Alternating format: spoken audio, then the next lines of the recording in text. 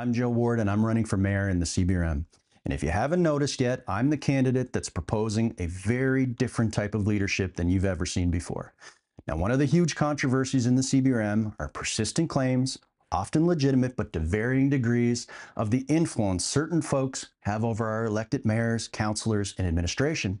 We talk about things like nepotism, our CBRM as a family business, or political party affiliations that bias decision making, or mayors that just outright hire their buddies. Or trying to figure out who the big fish are that are depositing large donations into their campaigns, and all that kind of stuff that really deserves to draw scrutiny, but rational scrutiny, not conspiratorial. We all have influences and we're all subject to bias. So how am I any different? Well, I'm different because I don't align with any political party and I'm not in the pocket of any big spenders. And let's be clear, if that sounded like shots fired, I'm far from anti-business. I'm all about business, from a lemonade stand to a flea market vendor to a mom and pop to franchisees to every type and every scale of business that comes afterwards, with exceptions like predatory lenders or unethical or fraudulent folks. Otherwise, they're all fundamental parts of our economy, delivering products and services and creating the jobs we need. I'm instinctively wired to root for the underdog, to stand up for everyday people. And to do that best, I still need to be able to manage relationships with some of our most successful people. Now, a mayor is not some mythological figure that has all the answers, not by a long shot. What a good mayor is a competent and passionate individual who knows what resources and information are needed and seeks them out and can get them and then figure out what to do with them and how to get the results from it.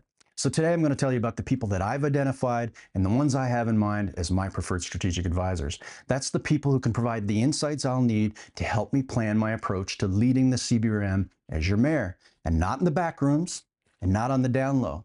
You should know who they are, you should know when we meet, and what our discussions are about. So wait a minute, you haven't heard of a person running for office telling you this kind of stuff before? Am I breaking the fourth wall of politics? Do I do things differently? Most definitely. In fact, they say it's easier to ask for forgiveness than it is to ask for permission. And some of the people I named today might be surprised to learn how much of an influence they've been for me and how just that influence alone has helped me to put together my vision for the future of the CBRM. I didn't coordinate this with them. I'll ask for forgiveness later. Brilliant people will help when they're asked, and I'm not afraid to ask. So without further delay, let me tell you who the people are that I'll invite to communicate with me as your next mayor in a very transparent manner to help ensure that I have access to the best minds and the best insights I need to make better decisions, and so that I have people that I respect to challenge me on these ideas. There's no cloak and dagger here. You'll know who these folks are. You're going to know when they're in my office or on a call with me. And if it takes a damn cringe selfie in order to ensure transparency, then so be it. Let's do the selfie. But why would they agree to give me advice? It's not about me. It's because they care about the CBRM. That's exactly why. This is a significant list. It is not a complete list, and it'll change over time. For now, I'll tell you their names and one of their areas of expertise that I'd like to learn from. So first off, Wendy Bergfeld, CBC Main Street journalist, for providing expertise on culture, expert communication, and creating better relationships with the media. Matthew Giorgio, a local entrepreneur and longtime business leader with MediaSpark, GoCapeBreton.com, providing expertise on precise and effective communication, building social capital, efficient staff training, and designing practical solutions. And Richard Lorway, a local entrepreneur and investor providing expertise on the needs of the business and investment community. And Tom Urbaniak, the top CBU political science professor who has unrivaled wealth of authoritative information on all things political in the province of Nova Scotia, for providing insights into political limitations so I can figure out how to break through them. And Chief Terry Paul, a member too, providing guidance on how to successfully facilitate large-scale economic growth and build new economic sectors. Chief Paul's seventh exchange is probably a Dartmouth crossing in the making. He can get stuff done. And also Chief Leroy Denny of Escazone, providing perspective on the needs of underserved communities, resources for families, and promoting the concept of following the red road or living a healthy life. And Jay McDougall, a local author, media personality, and an entrepreneur with an unrivaled ability to write with empathy from the heart, the things we all feel but maybe we were never able to articulate ourselves, providing expertise on heartfelt and persuasive communication. And Father Maroon and members of the Nova Scotians for Equalization Fairness for guidance on the history and the constitutional and financial understanding of the Federal Equalization Program and sharing their research as we seek new solutions. And Megan Richardson for her approach to community-led cleanup and beautification and strategies on how to alter public policy to build better communities. And Madonna Doucette, director of the Cape Breton Youth Project, providing guidance on the needs of youth and the LGBTQ+ community in the CBRM. And Rick McCready, a retired CBRM planner, providing absolutely no-nonsense expertise on the challenges of the planning department and how to effectively work with that department to achieve our objectives.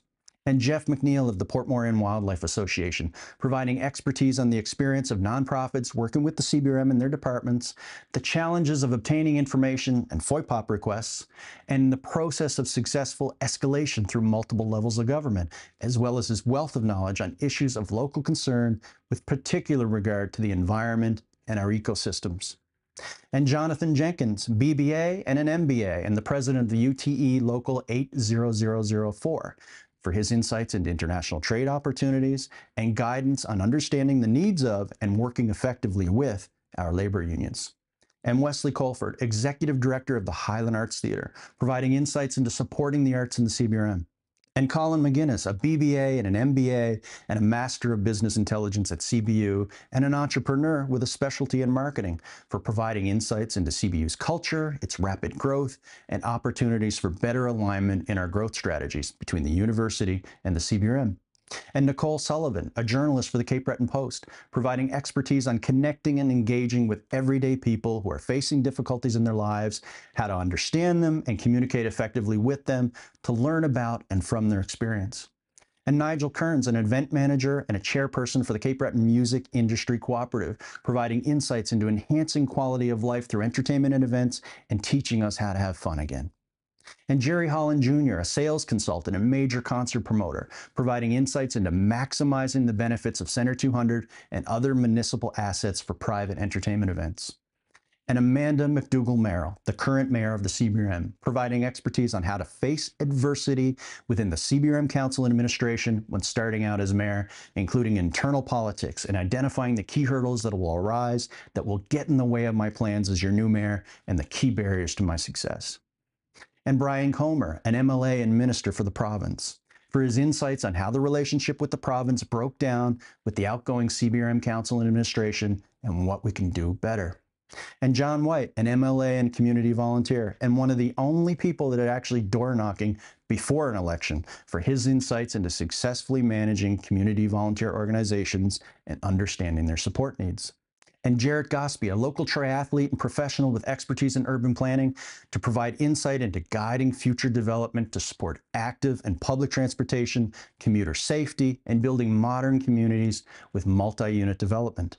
And Wayne McKay, a local NSCC instructor and an avid outdoorsman, for providing insights into protecting our trail systems like the Baylard near his home and protecting our natural environment as development encroaches. And Derek Mumbercat, MLA and former Minister of Municipal Affairs, providing expertise on how to work with the province to secure large infrastructure projects like NSCC and the healthcare redevelopment projects, as well as insights into how the party system slows down progress and how to effectively manage relationships with elected representatives, provincially or federally, while also holding them to account. And Jeff McClellan, a former MLA, for insights into the backlash that elected representatives from a party face when crossing the aisle, even if it's for a non-elected role, or how to smash a political curveball. And also Stephen Rolls, who is an artist, for his insights in how to market our island and our CBRM's natural assets more effectively. And Pauline Singer, manager of the Cape Breton Farmers Market, for insight into managing entrepreneurship at a smaller scales and the immense complexity of navigating the government to secure resources needed for investment or sustainability, as well as the experience of dealing with complex commercial landlord relationships. And Danielle Patterson of Anchored Ideas on more effective marketing for Cape Breton businesses and their staffing needs. And Wade McNeil, a master electrician and owner of a local electric company that is advancing renewable energy in the CBRM, for his insights into how we can promote renewable energy and reduce reliance on Nova Scotia Power with particular focus on solar installations, and what supportive policies we can create to do so. Wade's company is involved with converting the Centennial Arena in Ashby into a solar-powered facility. And Kendra Coombs, a current MLA, for her insights into promoting advocacy for the CBRM at the legislature from the position of a party that is not currently in power, and with her prior experience from inside the CBRM as a councillor and navigating the turmoil during her 4 years there.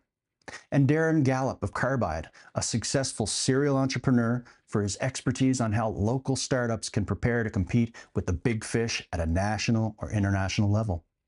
And Jim Dulesky, a local entrepreneur and networking expert who travels the world but maintains roots in Cape Breton and is also a landlord for local students, providing the most blunt, uncensored feedback one could ever hope to receive on interfacing with the economic engines outside of our municipal boundaries and insights into the student rental market.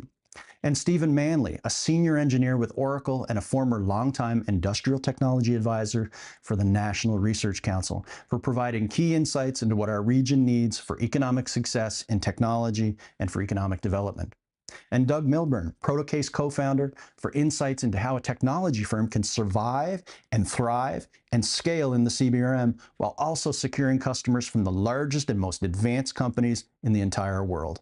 And finally, Carolyn Ward, my mom and a foster mom to over 70 children in the CBRM, providing love, but for providing continued insights into the experience of our most vulnerable and the inefficiencies in government organizations from the vantage point of a caretaker, and how the municipality might play a role in protecting our most vulnerable. Now, if you were ever going to accuse me of bias, now's the time to lose your noodle. Don't worry, she's been providing me with these insights for decades, and she's always done it for free. For now, this list is complete.